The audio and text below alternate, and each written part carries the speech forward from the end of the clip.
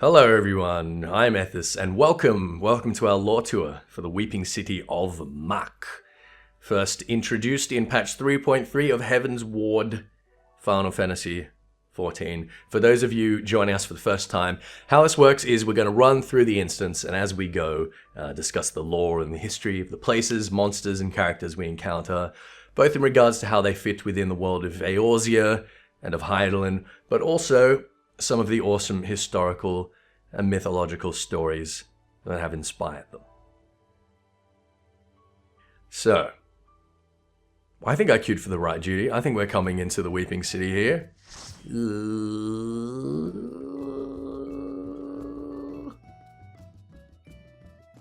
Yes, okay. So what are we doing here? Well, a quick refresher. The Red-Billed Pirates, their pet Lalafell, she didn't even really understand how her own Void Arc compass thing worked. And I thought it was broken when really it was pointing to a massive new Void Scent presence in the Yefayam Saltmoor. So Koshi put two and two together and figured out that the minions of Skarthek must be descending on the ancient capital of the Mhach to recover an ancient super weapon that he only just now remembered. So we're after it, the bad pirates are after it, and so we're all racing to reach the Nullstone. And we're straight into it with the Sarcosuchus. Now, the Sarcosuchus was a giant prehistoric crocodile of the early Cretaceous period, remains of which have been found in what is now the Sahara Desert. It appears that they could reach 12 meters, or 39 foot in length, and weigh up to 8 tons. That's twice the size of an Australian saltwater crocodile, which is currently the largest living reptile in the world. Like I say, 8 ton. So about the same weight as a 14 pallet truck. Their skulls are a bit longer and more tapered than what we see here, but other than that, the proportions of these guys compared to us are pretty accurate. If anything, they're actually a bit smaller than they ought to be. Anyways, we can see in our duty information we are clearing the peat bogs. So peat bogs are basically mires of slow decaying vegetation. Been used for thousands of years as a source of energy, given that it's basically just a super accessible kind of fossil fuel, and is in fact really just an early stage of what will eventually turn into coal under the right conditions. It's found all over the world, made up the majority of energy production for many industrial nations right up to the mid-20th century, and most importantly, it is an integral part of Scotch whisky distilling, in which peat fires are used to dry malted barley, and it is one of the things that makes Scotch whisky particularly Islay whiskey. Tastes better than anything else in the world. Anyway, we had their Yefayam first daughter. This will make sense. It's worth noting here, the region of Eorzea is called the Yefayam Saltmoor, northwest of Mordona, etc., etc. We are on the dry road right now, pretty self-explanatory. It's a road that stays dry. Now, are we calling it this because it stayed dry while the rest of the area was flooded, or because the Mhach built it in anticipation of or because of the floodwaters? They obviously saw it coming, given that they had time to build the Void Arc. So my guess is that this wasn't a sudden 0 to 100 flood, but more an intense downpour over time that gradually sucked the whole city, for which this new highway was a first resort, and the Void Arc a last one. Now, we're in the Queen's Room here, fighting Arachne Eve. The Queen's Room, not sure if we're referring to a Mach Queen, or the fact this place has been annexed by Arachne Eve, but I suspect the latter. And that, of course, brings us to Arachne Eve. Her design seems to be based on a common black and yellow garden spider, so nothing particularly interesting happening there. Excuse me.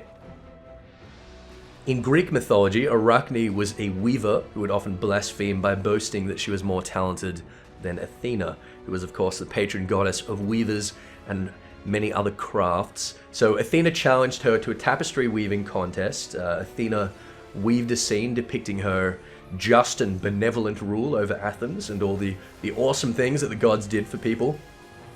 But Arachne, on the other hand, weaved some kind of collage of all the shitty things that the Olympians had done to mortals over the years, particularly a bunch of images of the countless times that Zeus had raped people, which he was quite partial to over the centuries. Now, Athena was, of course, disgusted by this image, but at the same time she couldn't help but admit that Arachne's work was clearly superior to hers, and from here the story branches out. One telling is that Athena straight up transformed Arachne into a spider out of spite, and the other, which I think is the account Ovid prefers in his Metamorphoses, is where Athena basically berates Arachne until she commits suicide.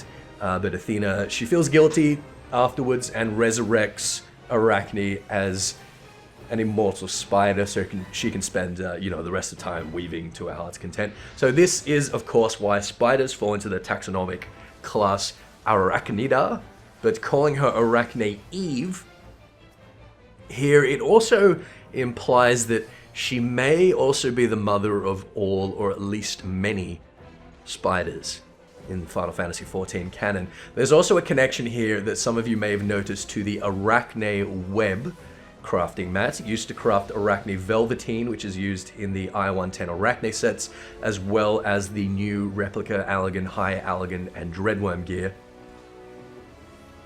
The description of it reads, "The wire-like web of the Allergan chimerical miscreation Arachne." The Allergan chimerical miscreation. If this refers to the same creature we're fighting here, and I think it probably does, this Arachne, like the Greek Arachne, was once human and forced into a kind of metamorphosis. I would say that she escaped from Azazlar or wherever she was created and set up a lair in the Salt Maw before coming to some kind of understanding with the Mach in exchange for victims.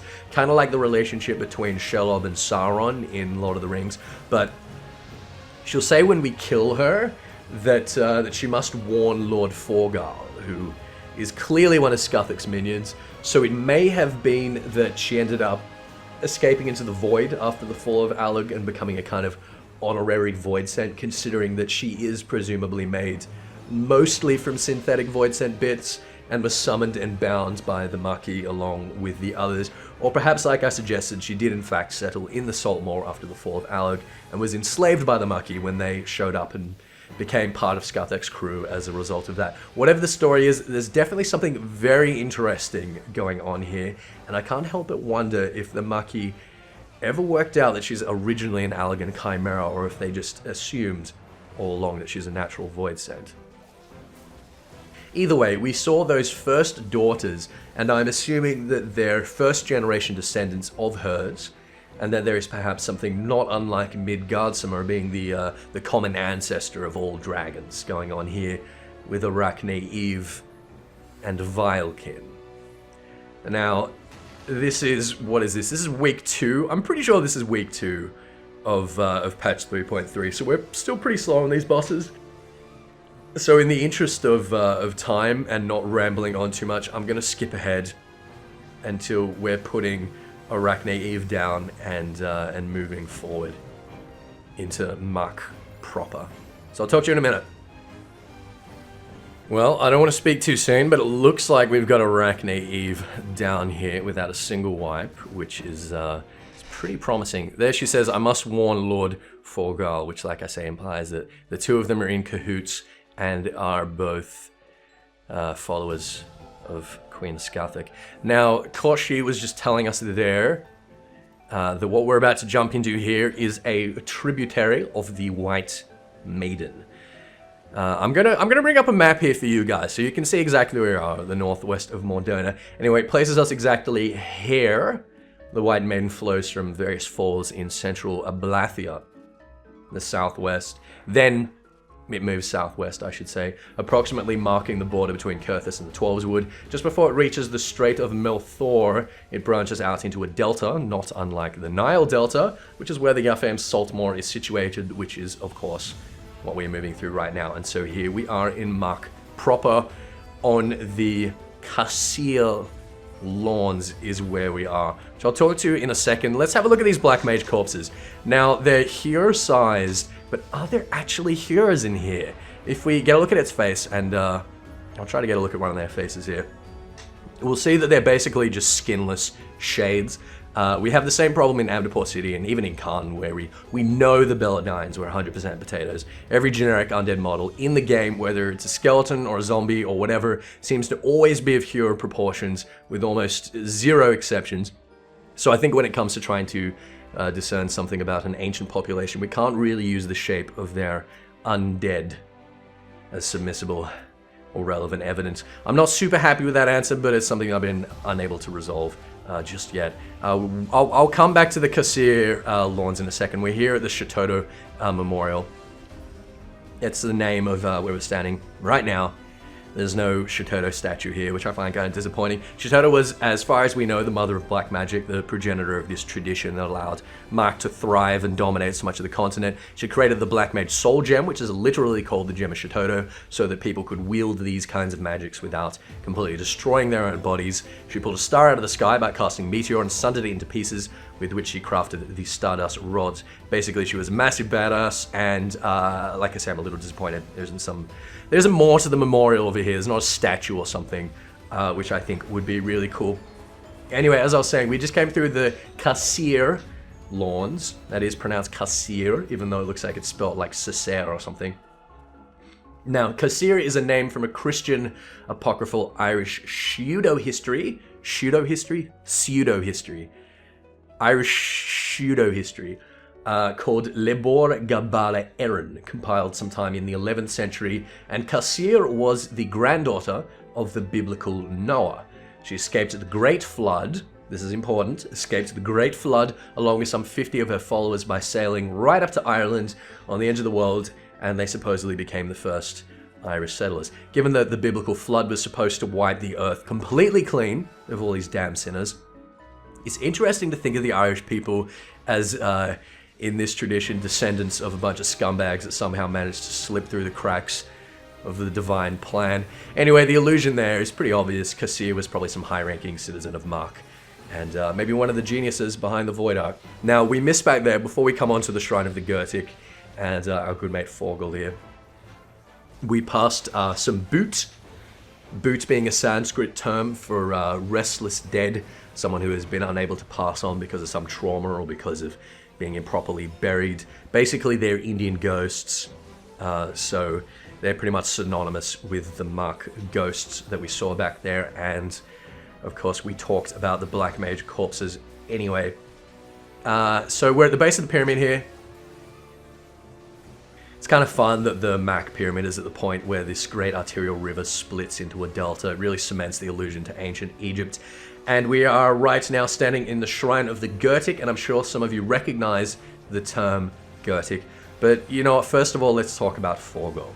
Now, we were saying before that there are two antagonizing parties for us here. The first being the nonsense that's defending the city and the Nullstone, and the second are the minions of Skathak trying to break through to the Nullstone. Forgal here just told us that he was trying to break this ward, so he obviously belongs to Skathak, and given that Arachne was talking about warning him as we killed her, we can assume that she does as well, which really complicates her story. Anyway, Forgal.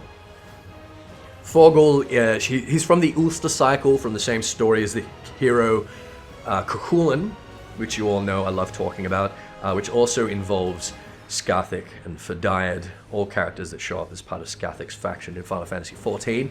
Forgal was a local Irish lord, and his youngest daughter, among many others, was desperately in love with Cuchulainn, so the local lords all conspired to be rid of him.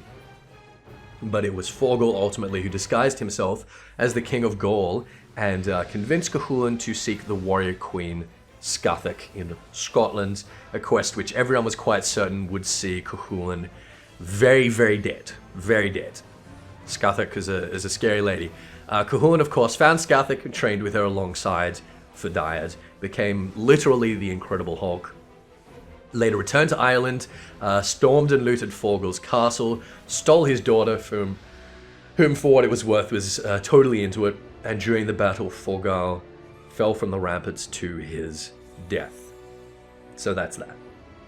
So basically, the Machi were Irish Egyptians that summoned ancient Irishmen to do their bidding, and somehow thought that it wouldn't end badly for them. Go figure.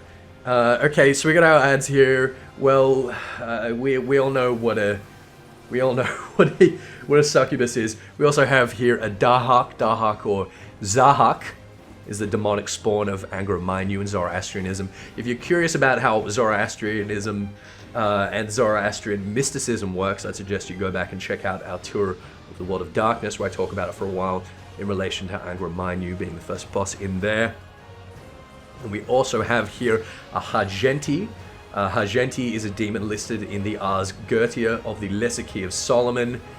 He's a great president of hell and rules 33 legions of demons. Usually appears when summoned as a winged bull. And actually, that brings us to the Shrine of the Goetic, the name of this arena. I don't know why I gave such a long dramatic pause there. So the Shrine of the Goetic, the Clavicula Salomonis Regis, or Lesser Key of Solomon, is pretty much the most common. In fact, it is literally the most common source material for Gothic and fantasy literature when it comes to demons and such. It's a 17th century compilation made up of various books about ritual summoning and binding of demons, one of which is called the Ars Goetia, which is essentially an encyclopedia of demon lords. Out of the 72 names listed in the Goetia, we should recognize many from Final Fantasy: Baal, Vasago, Valifor, Bune, Astaroth, Fornius, Stolas, Hagenti, of course, Belial, tons of them. Anyway, if this is the Shrine of the Goetic, it might have been a ritual space for the summoning of Goetic demons, or it might have been a shrine to the person or peoples that developed Goetic summoning. I don't know. What do you guys think? I think those are the two most likely. Anyway, there's two particular attacks of Forgals that I want to talk about here. So the first he's just done, and he's about to do again. We're going to have to pop this ball. There we go. Mega Death. Okay, let's get it out of the way. Future Ethys, play 2 seconds of Mega Death for us. There we go. Mega Death is actually a term that was coined by a man named Herman Kahn, founder of the Hudson Institute. Hudson, I don't know why I said Hudson. Founder of the Hudson Institute. An inspiration for the character Dr. Strangelove from perhaps my favorite film of all time. After World War II, as a part of a rhetoric that could discuss the strategies and outcomes of nuclear warfare. See, 20 million dead sounds really horrific, makes people uncomfortable. So when we're chatting about the use of thermonuclear weapons, we can say instead 20 megadeaths. And I mean, that's only 20 things, so it's easier to push the button and accept it without feeling too uncomfortable. The other attack here, his big triple line AoE fire thing, I don't know if he's going to do it again before we kill him, is called Megiddo. Megiddo is a site in northern Israel that has always found itself in this strategically important position. And as a result, has been the site of so many battles and has had ruined citadel built on top of citadel, that it is now a great big hill in the middle of an otherwise flat plain. In fact, the Hebrew term Har Megiddo, or Armageddon, literally means Mount of Megiddo. So when we've been fighting long enough that Megiddo has formed a mountain, we can pretty much assume that we've reached the end times. So there we go, Shrine of the Goetic cleared. Now, as far as I can tell, the pyramid doesn't actually have a name that's been mentioned anywhere. We can see as we come in here, yes we can, let's have a look down. We can see all the Void Sent coffin batteries beneath us here. And the weird organic architecture makes me feel like these hallways were grown as much as they were built. I'm just going to take a sip of water, because you might be able to tell I'm rapidly losing my voice here.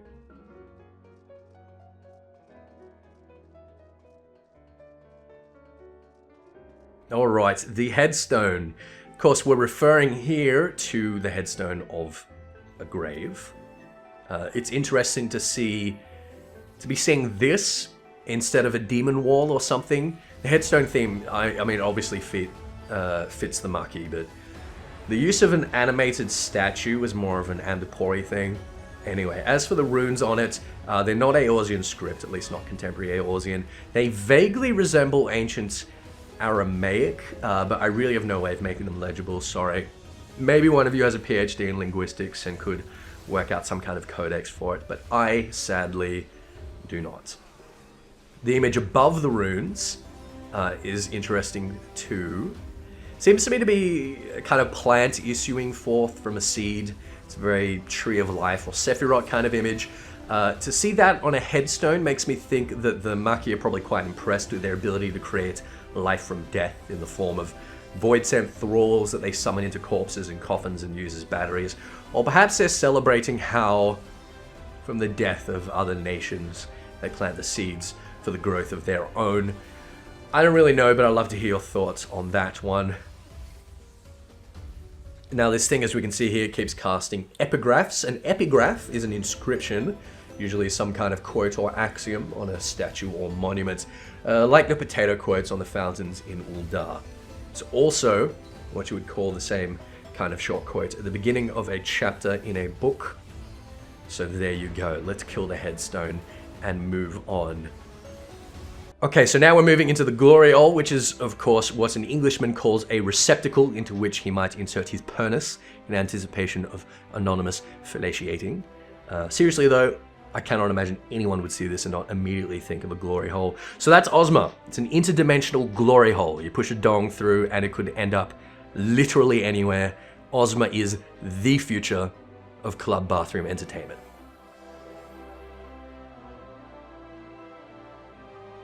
Seriously though, a gloriole is a halo, but is also a synonym in French for vanity, which is interesting. The area below that we just hopped up here from was called the gallery. So the implication seems to be that this is the place where the Mhach keep Ozma in between conquests, and they can come up here to the gallery or the gloriole and view in Ozma the various cities that it has consumed as trophies. So the gloriole, vanity, it's all playing right into one of the overarching themes of the whole Final Fantasy franchise, which is the way hubris ultimately erodes the foundations of individuals and civilizations alike and inexorably leads to their downfall. Okay, so I'll mention here for anyone who doesn't know that Ozma was an optional super boss in Final Fantasy IX, but it is presumably named after Princess Ozma of Oz, who appears in every L. Frank Baum Oz novel, except the first, which is the only one that most of us are familiar with, The Wizard of Oz. She was taken by the Witch of the North, Mombi, as an infant from her father, King Pastoria.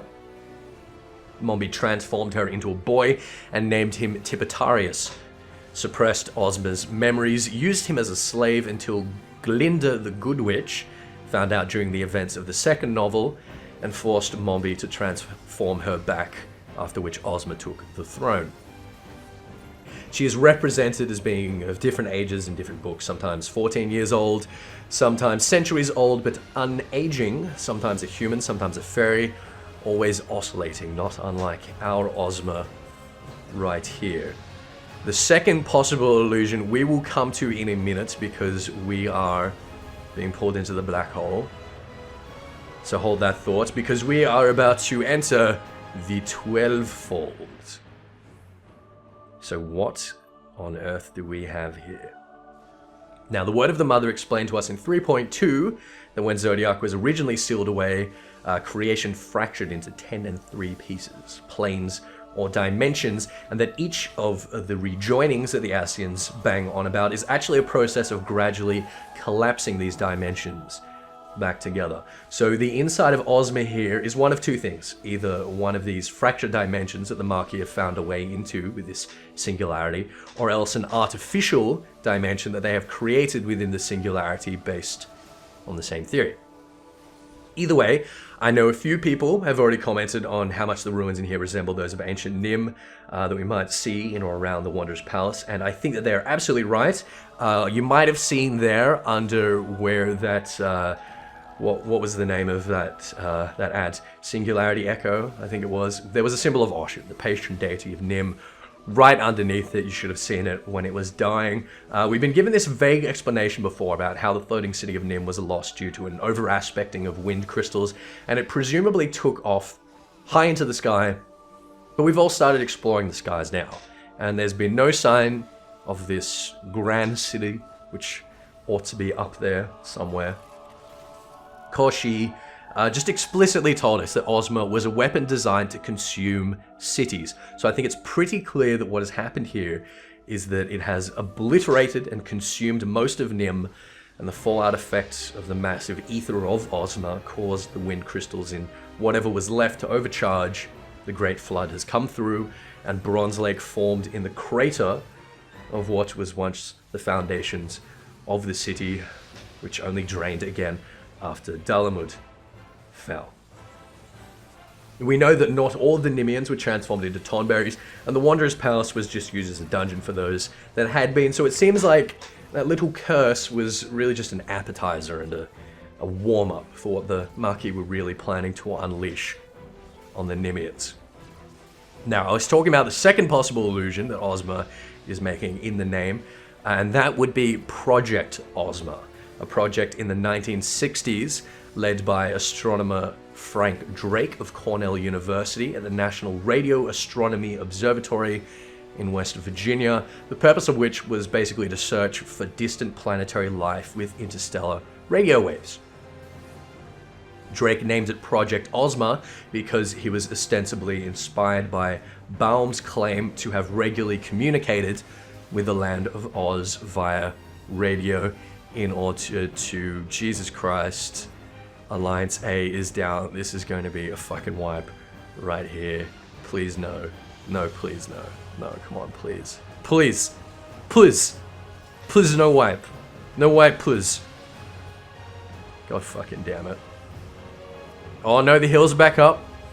The hills are back up. We're still looking good. We're still in the game. Alright. So, Baum, this is the writer of the Oz novels. He claimed to have regularly communicated with the land of Oz via radio waves in order to keep up on current events there from which he could write his books. So he's basically claiming that his books were non-fiction. I don't know whether he was doing that tongue-in-cheek, or whether he was a crazy person, or whether he wanted people to believe it. But that is where the name of Project Ozma came from. Oh geez, oh no. Oh no, not like this. Not at 25%. Come on, we haven't wiped yet. We've been doing so well. Let's not get stuck on, oh, okay. All right, that's definitely a, yeah, okay. All right, I'll tell you what.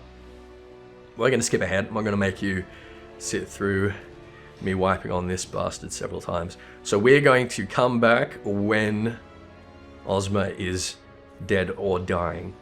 So I will speak to you lot. Well, I'll speak to you lot in just a second because I'm just gonna edit it out. So I don't even know why I bother saying talk to you in a minute, because obviously I'm gonna. Let's just. Oh, come on, yeah! Screw you, Ozma. Honestly, that wasn't so bad. That was only one wipe, you guys. Holy crap, that's a long fight though. That is a long fight. Alright, now I need to like warm my voice up all over again. We are entering the Tomb of the Nullstone. I don't think that calling this place a tomb is just a thematic decision. Koshi explained to us that the Mhach thought that since the Salt Wall would be entirely underwater and that these guardians would remain behind. So this was really, I feel like it was really intended to be the final resting place of the Nullstone. So what is the Nullstone exactly? We'll come to that in a minute, but first, look at these statues here.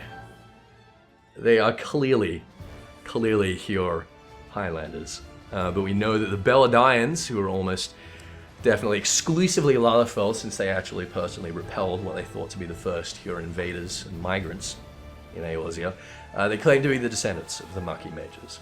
Now, this could be a case of a tribe claiming to be descended from its gods, but Shatoto, the only definite Mhach name we've ever heard, is so obviously Lalafellian. Now, one alternative could be that they had little man syndrome and wanted to depict themselves as having larger proportions. But in my working theory for the time being anyway, is that these two statues, these two identical statues, are in fact the twin deities Nald and Thal, which modern Uldans believe to watch over the abyss, but have also bastardized, like everything else, to be foremost concerned with trade and commerce. Okay, Califisteri. If you check out her minion, or a triple triad card description, you'll find that she is actually a Mhach mage herself, whom through the use of ether-rich crystals and void-sent blood, transformed herself into this monstrous thing, whatever it is. We've seen transformations of heretics drinking dragon blood. We've seen transformations of people using crystals to take the form of primals. What Caliphysteria has done seems to be something kind of in between. She's used the blood to avoid sense, specifically, to effect a transformation, and used a shitload of crystals to ensure that said transformation would be into something totally badass. Now, Caliphysteria, I should probably move out of this, but I'm not going. Yeah, I'm gonna move out of this. I don't know why. I just thought I could tank that. Yeah, don't judge me for that, healers. I'm sorry. That was a very Dragoon thing to do. Okay, so Caliphysteria. It's not a direct historical or mythological allusion as far as I can tell. But if we break apart the name itself, there are threads we can pull out in a few different languages. Firstly, in Latin, calo means to cry, call out, or announce. Sterilis is barren or futile. So calo sterilis would be to call out in vain, to cry in futility, or perhaps even to announce futility to something or someone else. Either way, that's a pretty poetic image in our context here. The other option is from Italian, where calo means to fall or to decrease. So Caliphysteria might be a falling fist. I don't know. That's pretty much all I've got for Caliphysteria. So if you have any theories of your own, let me know. But until then, let us talk about the Nullstone.